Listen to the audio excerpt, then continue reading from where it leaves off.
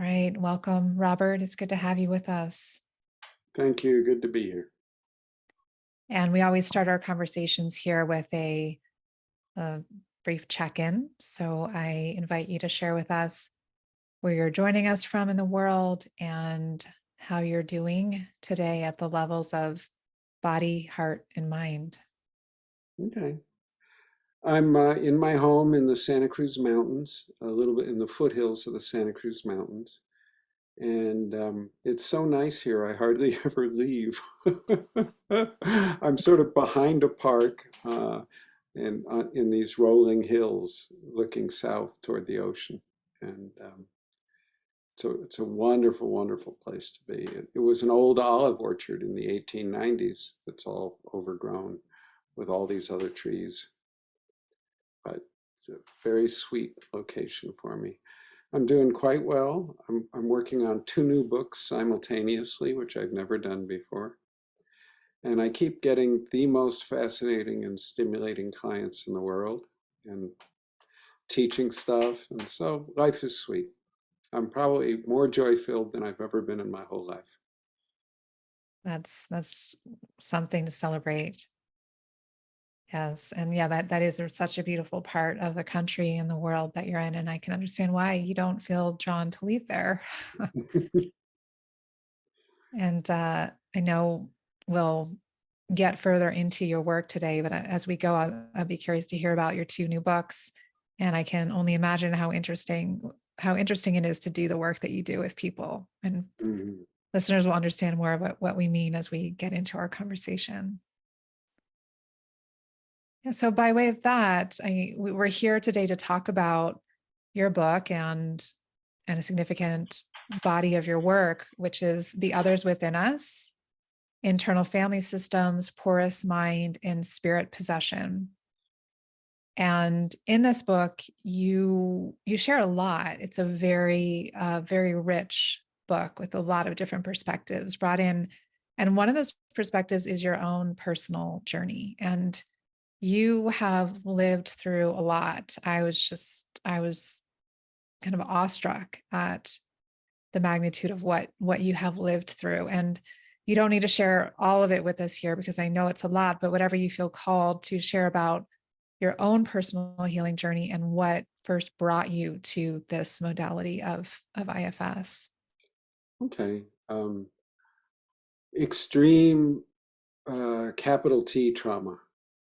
Father and mother, both sex offenders, both addicts, well hidden in a church-going family. My older brother also molested me. My father had his gay child molesting lovers living in the house with the family, and they would molest us boys too. Uh, Mom was institutionalized a few times when we were kids. Um, my brother committed suicide when we were teenagers. My father was murdered a few years later, and by all odds, I should be dead or a junkie or something like, you know, not a good prognosis. Yes. But I'm doing well, and at 75, I'm thriving and happy and joy-filled and feel I have very productive life, and I'm actually doing good in the world. And most of my career, I worked with men who have histories like mine. And the bulk of my healing I did before I met IFS through various other parts work models, ego state therapy, Gestalt. Spent a lot of time with Gestalt, psychosynthesis, voice dialogue, all of that. But then when I found IFS, I thought, this is the most potent and respectful form of therapy. And I think it's potent because it is respectful and it does respect the client and knows that the healer is within the client. And so I've been pretty much 100% IFS for more than a decade. And now I think in a lot of ways I'm sort of moving beyond the IFS model because I do a great deal of work in non-Western cultures. My wife's Korean, and so trying to expand it into a more global perspective, less Western, less Eurocentric. And when you entered into the IFS fold and you share a story of you were a program assistant during one of the IFS trainings where you had a pretty profound encounter with what you're calling the others within us, Hmm. and which the IFS model calls unattached burdens, or with acronym UBs. Hmm. And can you share with us what is a UB, what is an unattached burden or an other within us, Okay. and what did you know about them prior to that initial encounter? And then we'll go into what that encounter was. Okay. Um, UBs used to be called critters, a name that Dick now doesn't like at all. Um, they're energies in us that are not part of our own personal life history.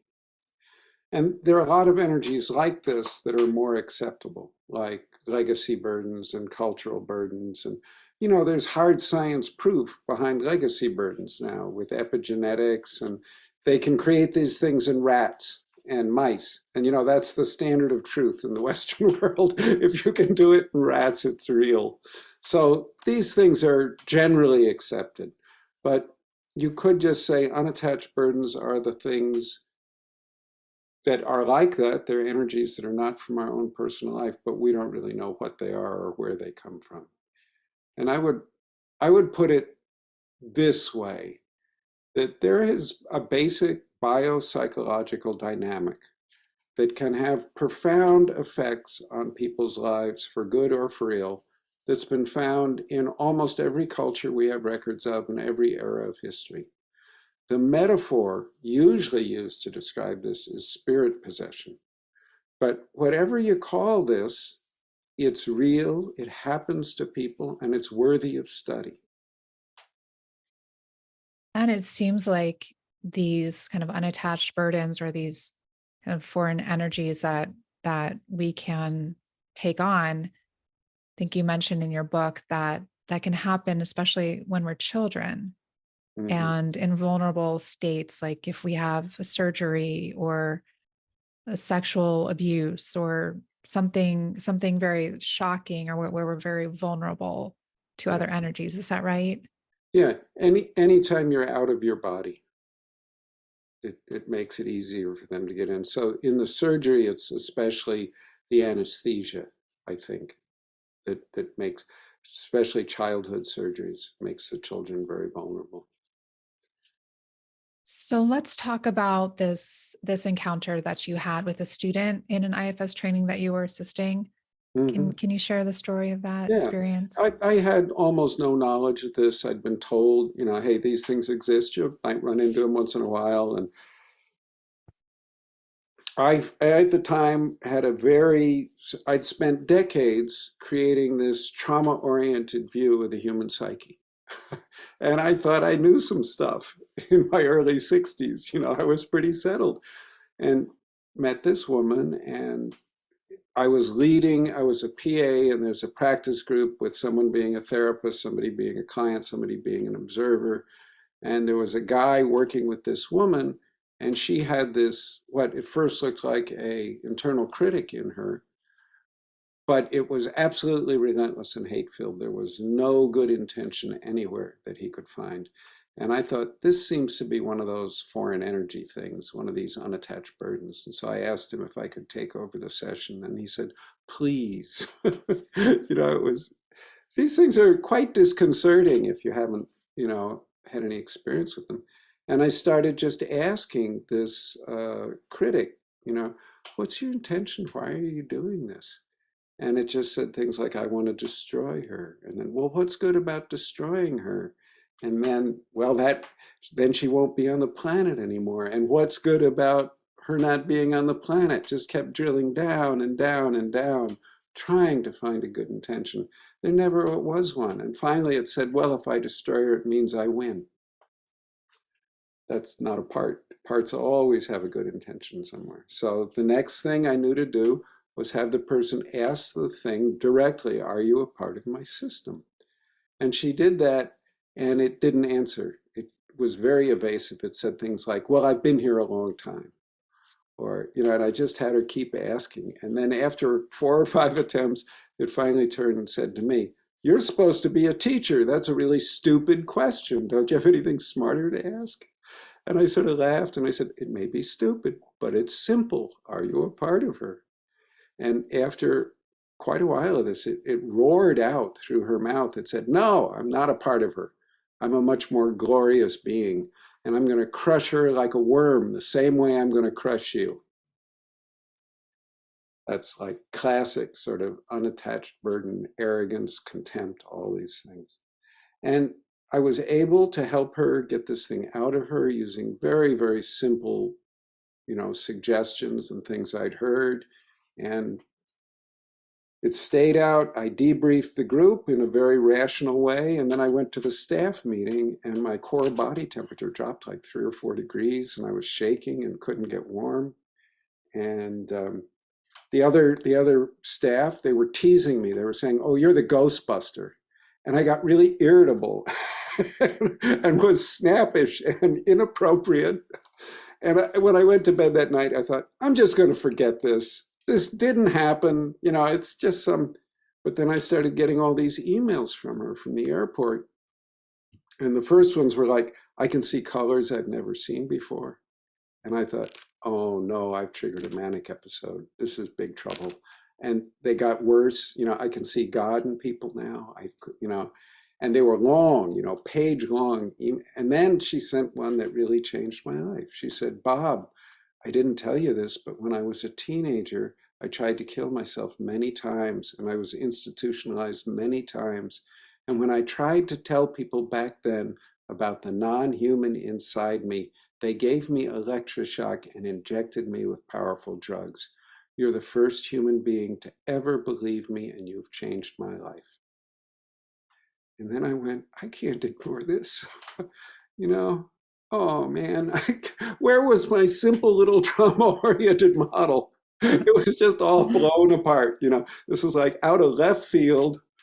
And when she said that, it was like, no, I can't ignore this. And that was more than 10 years ago.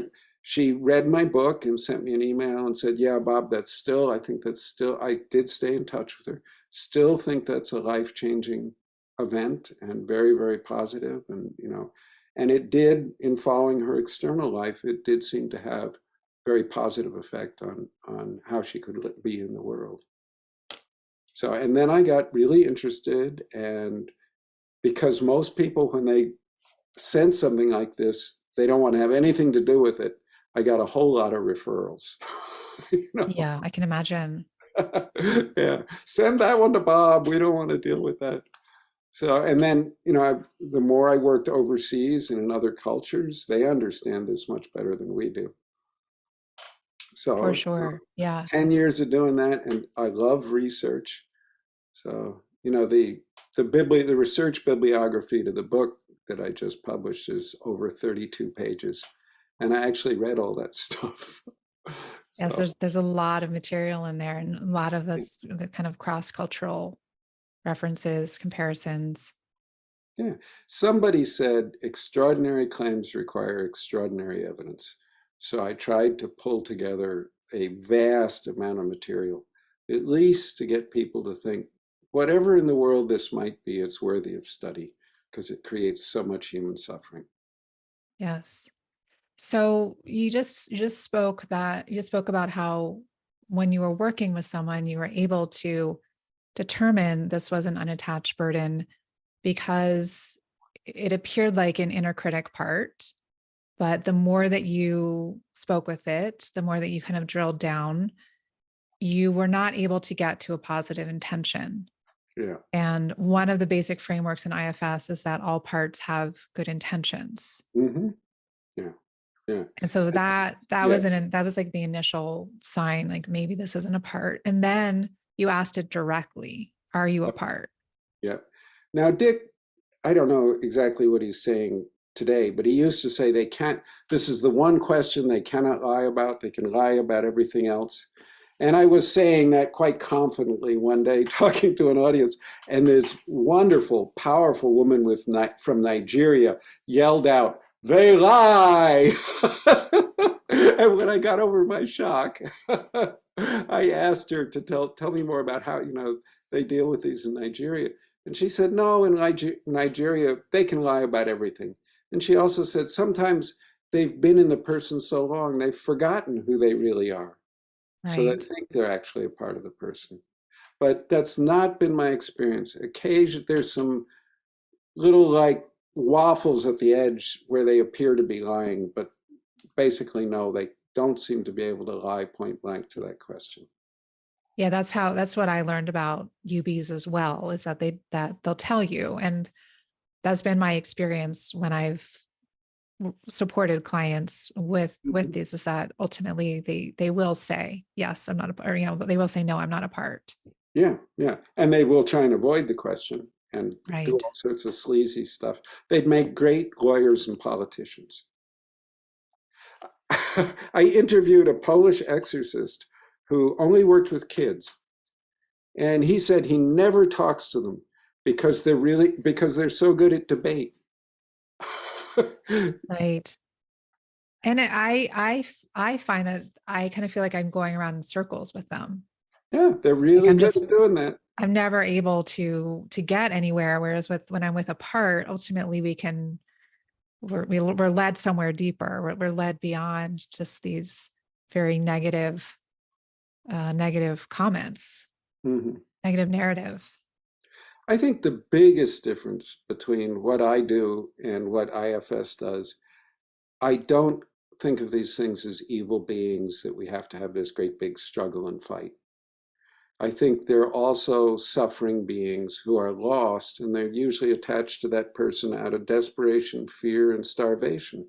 And then they pretend to be all big and, I'm tough and, all this contempt and nasty stuff. But under that, they're horribly suffering beings. And that I got mainly from the Spiritists of Brazil, who have an incredible history of working with this.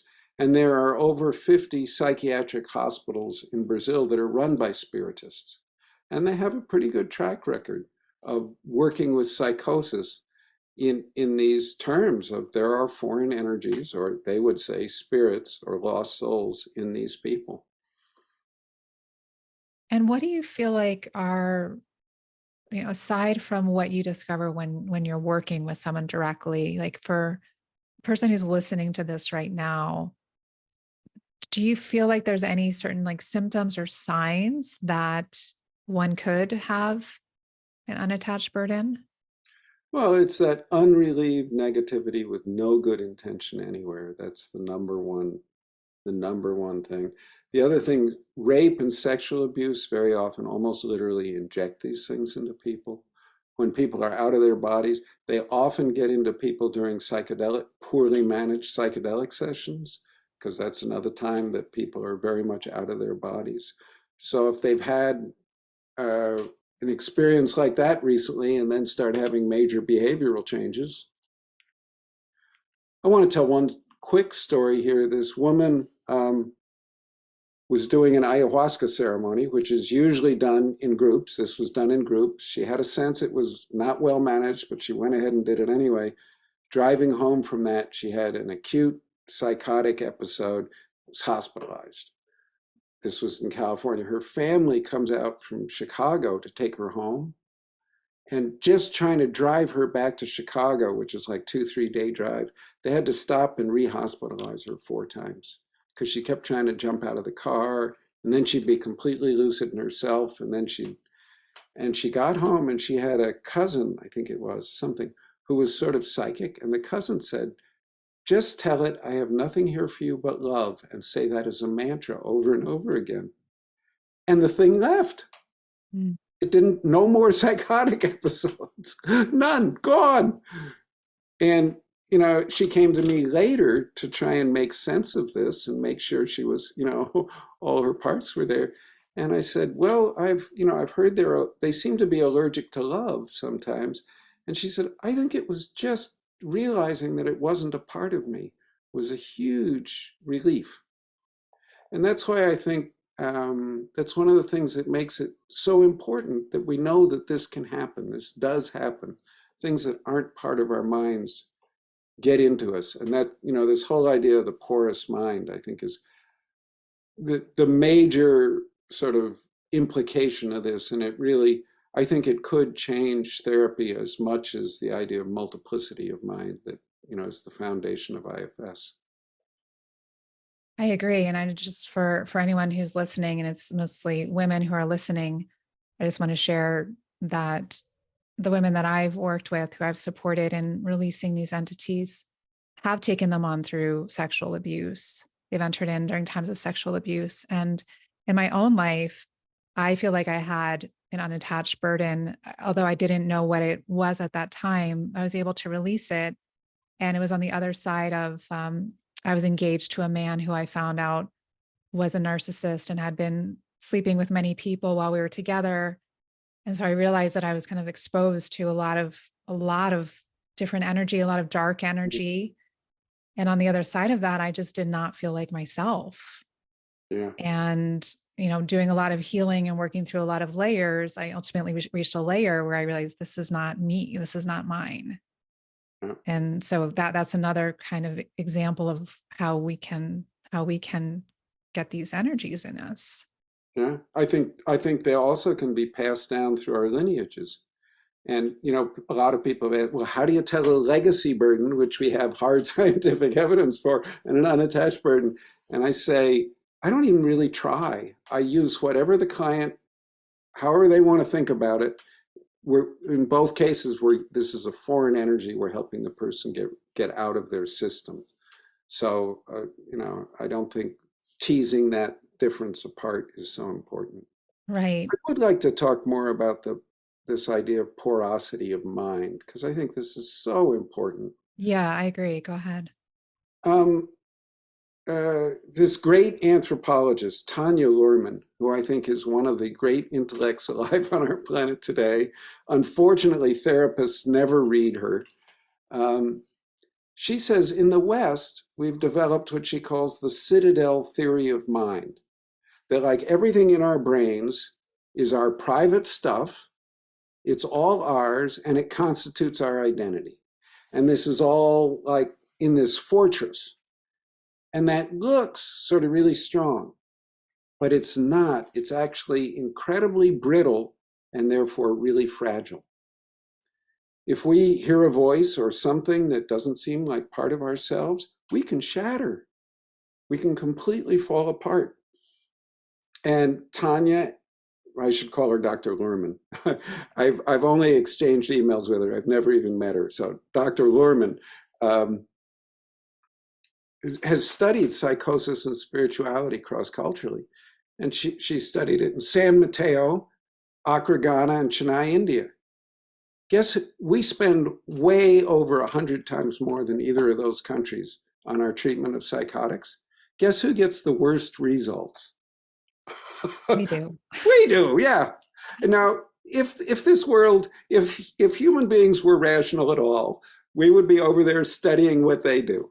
That's not what's happening. We are exporting our methods, and it's very sad.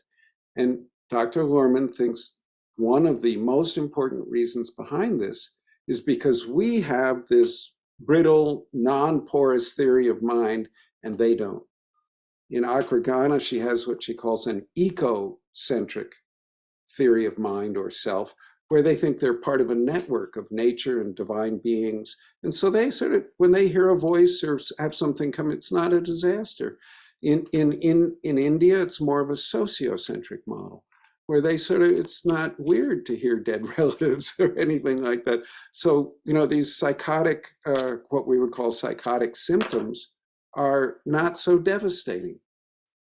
And there's a wonderful woman in England that nobody I've talked to in America has ever heard of, Isabel Clarke, with an I, not an E, and an E on the end of the Clarke, developed something she called the billiard ball theory of mind.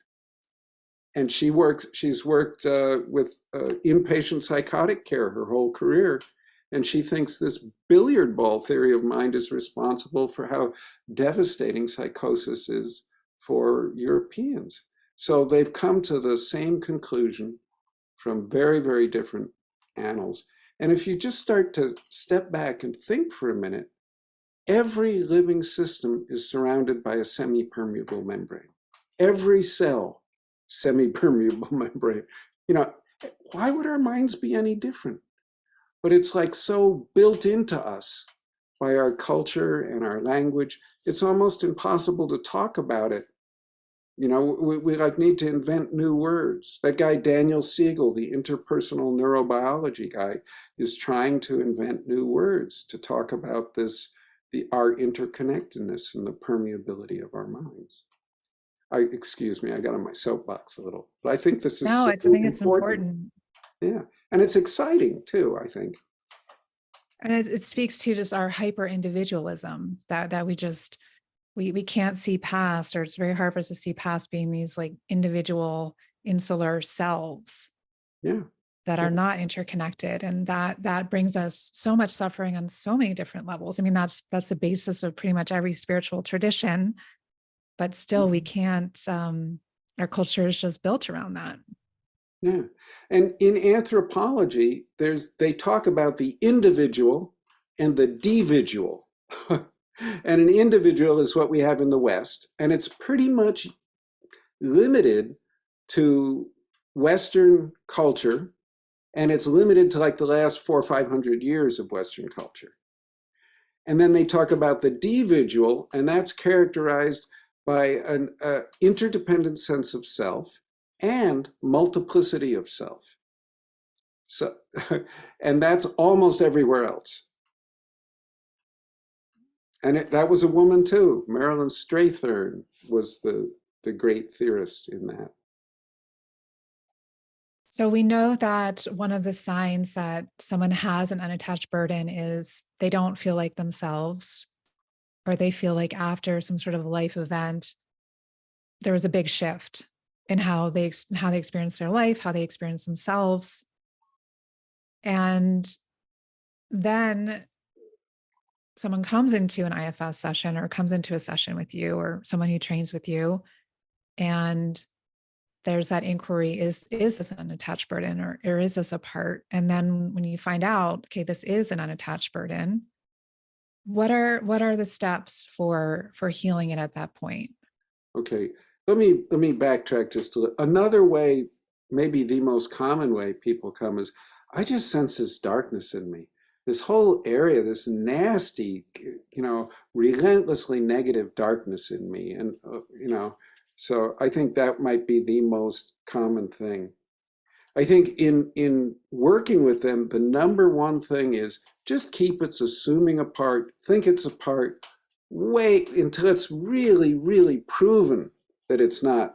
Because if you try and move a part out of the system, you will destroy the system's trust in you. Yeah. And it will be very hard to repair that. So lean the other way. Lean, this is a part, this is a part. We're going to find its good intention. Just stay in that department. And then when you know it's not and it says it's not, then I'm very gentle with them. I say, you're lost, you are suffering, you're in the wrong place. I know you're pretending to be tough and big and strong and nasty, but we know you're a lost, suffering being, and we want to help you go where you can heal. And then I don't fight with them. The first thing is find any parts of the person who are afraid of it. And then you do classic IFS with that part. You establish a self-part connection with the frightened part until it can connect to the self so well that it's no longer frightened. And then it will let go of its attachment to the unattached burden. You can also just help them go to a safe, contained space behind you, but I much prefer to do the whole connect to self thing. Because I think these unattached burdens do us the unintentional favor of showing us all our most vulnerable parts that might take us years to find. They're sort of like ants in the kitchen. You know, the ants are not trying to help you, obviously, but they show you where you spilled the food every time. They show you what needs your attention. So these unattached burdens will show you the parts of you who are scared, isolated, alone, needy, vulnerable, all of that. So the first one, anybody scared of it, get all the scared parts. Anybody going to miss this thing when it's gone? And you have to be careful because they might be really shamed. So I say things like, "You're not bad or wrong if you took this in. You might actually have needed these energies to survive, to help them come forwards." And then again, it's just classic IFS developing that self-part relationship. With these parts who are attached to unattached burdens, the the key thing is just getting to have that very first taste of compassion and self-energy. Very often that is so hard for them. And Michi Rose had that drop technique. Can you just take in a drop or half a drop of compassion? And how is that for you? Because and once that compassionate, loving self-connection is established, usually it's pretty quick. Because self feels so much better at the end of the day than the unattached burdens. Because the unattached burdens are always parasites. They're always draining energy. And so I think you can be very confident that if you just stay with the patient self-part development, that will win, because that actually increases energy and well-being, as opposed to a parasite. There's some traditions that call these things the feeders and believe they feed on negative human emotion, but they do seem definitely parasitic. And that self-to-part relationship that you're talking to is circles back to what you were talking about at the beginning when you came across IFS and you just realized how potent it is, because it really activates the healing force that is already within each of us. Exactly. Yeah. Yeah. So it's So, strengthening that, bringing that more to the foreground in mhm. the case of having these kind of like these parasitic energies in us. Hmm. And we don't try and tell the parts who are attached to it, "Oh, that's so stupid that you'd hook onto that thing." Yeah. We respect their decision making and offer them love and compassion right where they're stuck. So we're very respectful of them too. And I'm hearing you say that also validating them of seeing, yeah, so it sounds like you had good reason to attach to this at some point, because that maybe Yeah. helped you survive, helps you get through a really challenging life experience or Hmm. something of that And sort. Pig said what they offer is power to the powerless. And I think that's true the vast majority of the time. But they also sometimes offer companionship to the abandoned. And then they seem to work to keep people isolated so that they can continue to feed off them or, enhance their dependency. And so in this past decade of doing this work with people, we know about the shifts that woman in the first that training, that initial experience that you had. What are some other things that you've noticed in working with people who have unattached burdens, or within yourself? What have you noticed? Oh, I could talk about that. My parents were pretty horrible, as I mentioned before, and I have some severe eye problems, a bunch of different retina diseases. And I was told about 10 years ago, "You're going blind, you should learn how to use a cane, get ready." And I was actually working with Dick at the time, and we found this unattached burden in my eye, in my left eye, which looked like a spider with the tail of a scorpion, and it was poking my retina and causing these blisters and bleeding, which were the actual physical symptoms that were going on in my eyes.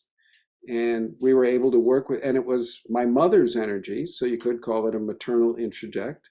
You could call it I don't care what you call it.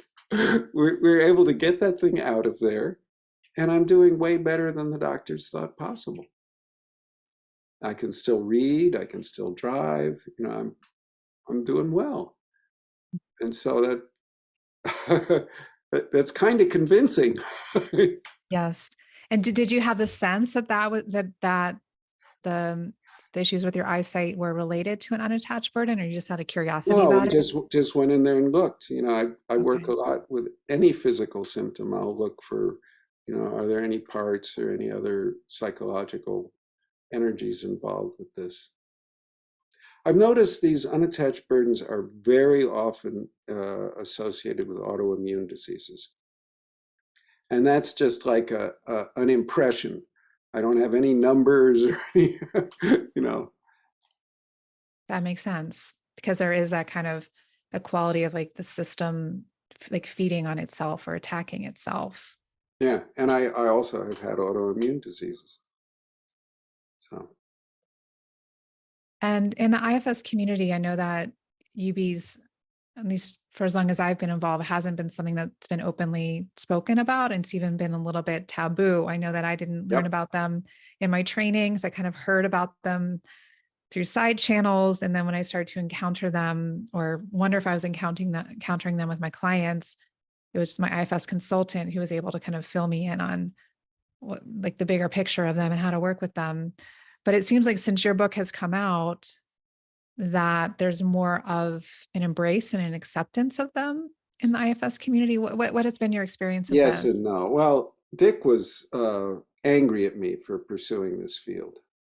And, I said, it's so important. I mean, look what happened, and it's real.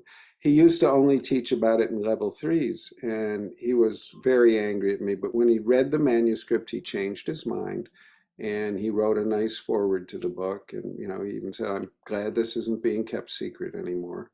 But he was very afraid that this is so weird, it would be used to discredit IFS. And but still, I get a lot of, oh, weird Bob's been living in California too long, and other less than respectful comments. And a lot of the IFS world does not like hearing about this, and what I say is not very welcome. And how is that for you? Oh, it's difficult, but Yeah, I can imagine. yeah. And I think if I can explain unattached burdens in completely rational terms. There's no need for any woo-woo. Richard Dawkins, who is perhaps the most hyper-rationalist materialist guy on the planet, they call him the four new atheists. I mean, he hates religion or anything spiritual. He developed this whole theory of memes and memeplexes, which he called viruses of the mind. And he said there are these things, ideas or attitudes, and sometimes whole complexes of them that are contagious, that can go from one mind to another, replicate in that new mind, and then spread further. That's an entirely adequate theoretical explanation of unattached burdens. You don't need, anything at all spiritual. I mean, so I think a lot of the negative stuff is just people are really scared of this. It's, upsetting and weird. That was my initial reaction. I don't want to hear about this. Yeah, it can be confronting and disrupt our sense of self, our worldview. Just like we were talking about all these things that we're conditioned into. Yeah, yeah.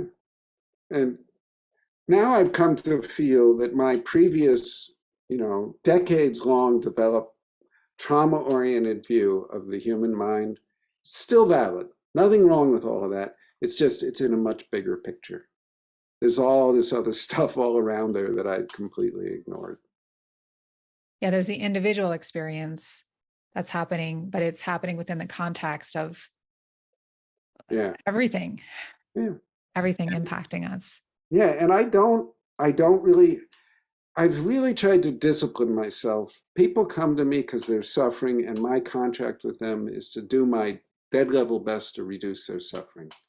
And it is, I believe, unethical for me to exploit their suffering to try and further my research.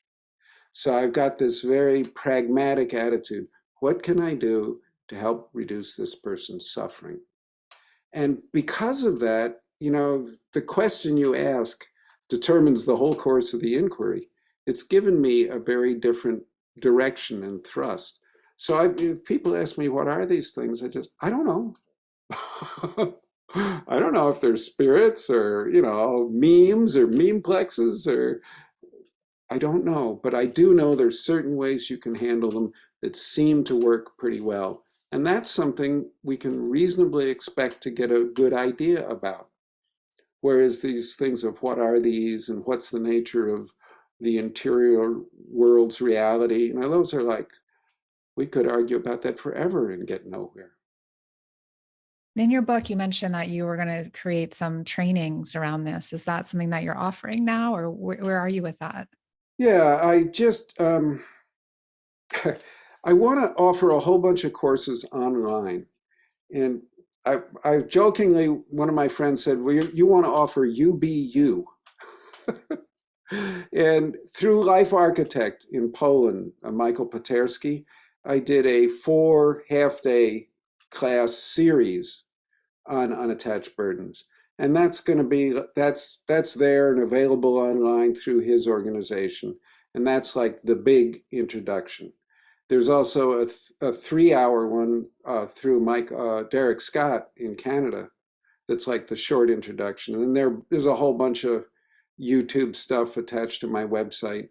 And then my plan is in the future to record a bunch of advanced classes. So then people can go through this and take as much or as little as they want, you know. And what are these 2 new books that you are working on? Well, one is for 30, 40 years, I've been collecting quotes and little stories that I find really helpful. So it's just sort of compiling those and putting those together and publishing it. And they're more and more, I think, the deep healing is always spiritual. And that also is not too popular an idea in therapy land. But so these quotes tend to be in that direction. One of them I like that I think is sort of funny is, oh, how did it go? Talking about therapy without spirituality is like trying to consider the ocean without wetness. You know, real healing requires some kind of depth, especially for major trauma.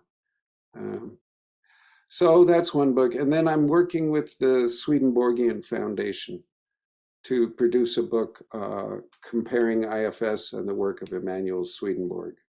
Maybe I should say a word or two about who he was, because so few people know and they should. He died in about 1785. And for the first 40, 50 years of his life, he was probably the foremost scientist of his day. And he was really hardcore. He was the manager of the copper mines for the Kingdom of Sweden and designed all this mining equipment and military fortifications and watch design. And he did the first neuroanatomy book in Europe, you know, really hard. And then when he was about 50, he started having visions. And for the rest of his life, angels and demons took him on guided tours of heaven and hell. And with his scientist mind, he wrote this geography of the other worlds. And it's 30 volumes, which were originally written in Latin. But they're amazing. I mean, they're amazing what this guy saw. He's just writing these like very sober descriptions of, oh, there's this. And there are churches based on his work. And he was actually incredibly influential to a lot. William James was influenced by him. D.T. Suzuki, the famous Zen Buddhist, wrote a book about him that called him the Buddha of the North. So, and there are at least a couple psychologists who use his work to help them work with the voices schizophrenics here. So he's an amazing guy, unfortunately really difficult to read. But a lot of his work is very, very relevant, I think. So that's the other project. Sounds like you have a lot of interesting things that you're engaged in, interesting things ahead. And we started out talking about your personal, your history, your big T trauma, and how today in your mid 70s, you feel like you are the most joyous that you've ever been. I know we've touched on a lot of things that have led you to this, but I'm wondering if you could just share more explicitly, what do you attribute to your deepest healing of going from where you were, the background that you had, to where you are now? Well, I think one of the things that really helped is I'm stubborn as a mule. And a long time ago, when it was before I knew IFS, but I knew about parts, and I had this vision of the basement of my family home, which is where a lot of the rapes and beatings occurred. And I just vowed to myself, I'm never going to close the door to this basement until every last part is free from there. And I've stayed with that. And also, some of the beatings were so severe as a kid. I was frequently beaten unconscious. Some of them, especially ones involving suffocation, created what I think are near-death experiences. I'm not sure if that's really the appropriate term, but I went into another world and I met a merciful female presence, which is so bizarre in the middle of sadistic rape to meet him. And I think somehow that little taste early on in the midst of rape and beatings and all this other stuff was really important. I'd like to claim credit for where I am, but I think spirit had a lot to do with this.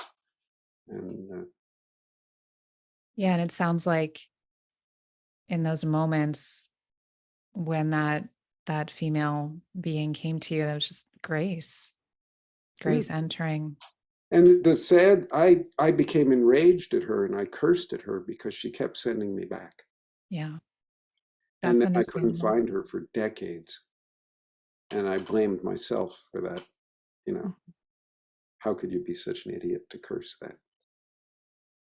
But, and I've done a lot of expressive art stuff, dance, painting. I think that's really, really important. I think the healing power of dance and movement is vastly underrated in the therapy world, and we tend to be talking heads. I fully agree. And I just really want to emphasize for listeners, because I know there are a lot of people listening who have been through big T traumas and things that you don't feel like you're going to be able to ever overcome, and can feel hopeless at times and frustrated. And just to say that it is that stubbornness, or in IFS we call it, the persistence of our self energy, of our essential self, that persistence and that patience, just to keep going with it. And it does take time, but if we stay with it and stay with the model and stay with that connection to a higher power, or that which is greater than us, Yeah. that healing is possible. Hmm. And I think I'm glad you mentioned higher power, because I think I love the 12 steps as opposed to many therapists. I think they're magnificent. And I think one of the things they did is they sort of dumbed down spirituality enough so that it's acceptable to the modern Western mind. And that phrase, higher power, is a key part of that. I mean, everybody, even the most rigid, fortified atheist, has to go, well, there's something bigger than me. I've been in Al-Anon for years, and you could just take people down to the ocean and say, do you still think you're the biggest thing around here? It's like ridiculous. So, and I think IFS sort of does the same thing. It sort of coaxes spirituality in a language that makes it acceptable to the modern Western mind. Yes, because we can scare people away. Like I love the G word. I love God, but I know that it scares a lot of people. Yeah, So we have to find language that includes. yeah, and self is very much that language. Yes. Yes. So what is your current growing edge in this season of your life? I would say it's deepening the contact with spirit and more wanting to be guided. And there's a phrase, I think it's from Thich Nhat Hanh, deep listening. So I have a practice that takes me several hours every morning, praying, checking with my parts, deep listening, and I live up here in the woods. I go out and I dance with the trees before dawn. And so I spend a great deal of time trying to maintain and encourage those connections and to really listen and actually get my arrogant, proud mind out of the way a little bit. Sounds like you're doing it. Yeah. Thank you so much for being with us. And thank you for just being a role model of healing and transformation, and just the courage and the tenacity and the faith just to bring this body of work into the world. Thank you. And if people want to find out more, I have someone who puts together a website and a YouTube channel for me. I've never even looked at my own YouTube channel, but I've been told it's pretty good. So robertfalconer.us, and then you can get a great deal of information. Great. And we'll put that link in the show notes as well as the link to your book. Okay, great. Wonderful talking with you. Likewise. Thank you, Robert. Bye-bye.